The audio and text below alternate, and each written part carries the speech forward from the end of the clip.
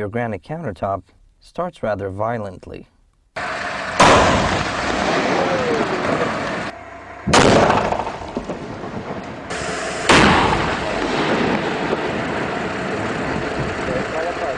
Blocks of granite are blasted apart from the rock at the quarry and transported to another parts of the facility for slicing. Enormous chunks of stone are sliced into slabs using a gang saw.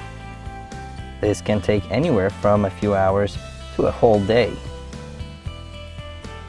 The freshly cut slabs travel through a polishing machine. Now that they're nice and glossy, they can be grouped into bundles and prepared for shipping. Containers full of slabs travel across the oceans from all over the world to get to our yard.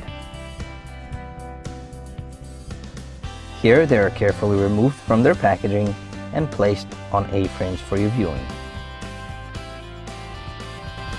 Our professional crew will diligently make measurements and make templates of each cabinet.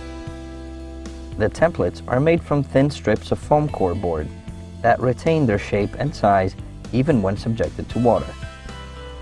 He uses hot glue to put the pieces together and trims the strips that are too long.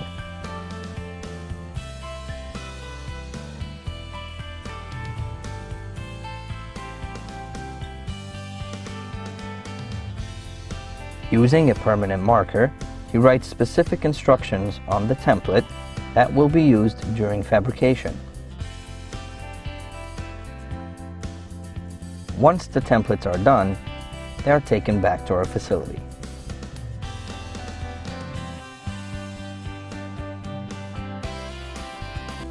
The CNC machine can cut, shape, and route an edge profile of a whole kitchen countertop in a matter of just hours.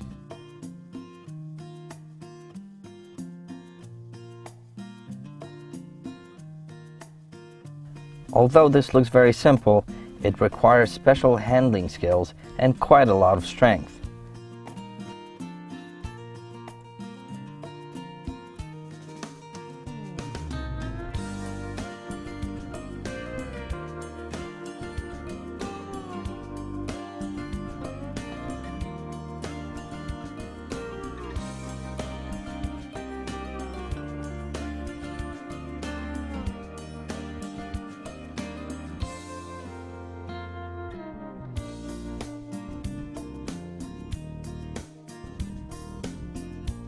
The installer mixes a special resin that will join the two pieces of granite.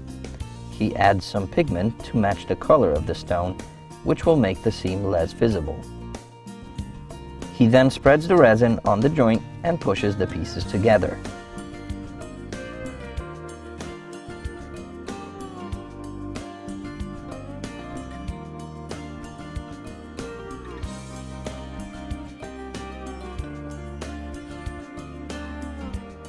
Blocks of granite are mounted on top of the joint to ensure a perfectly level seam.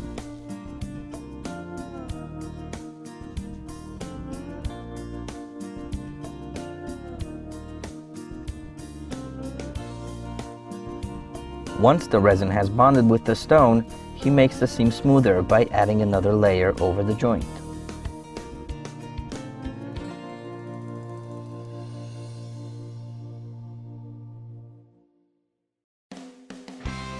The resin has almost completely hardened now, and it's time to smooth out the seam.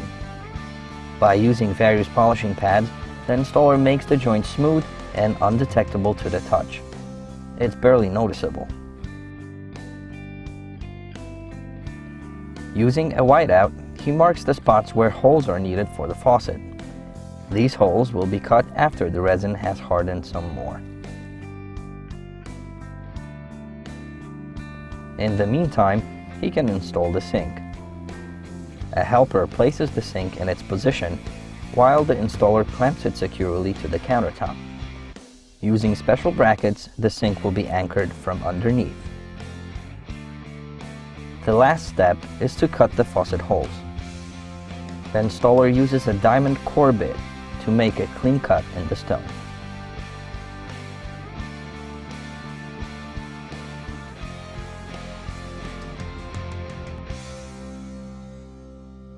It's amazing that a piece of stone can go from this to this.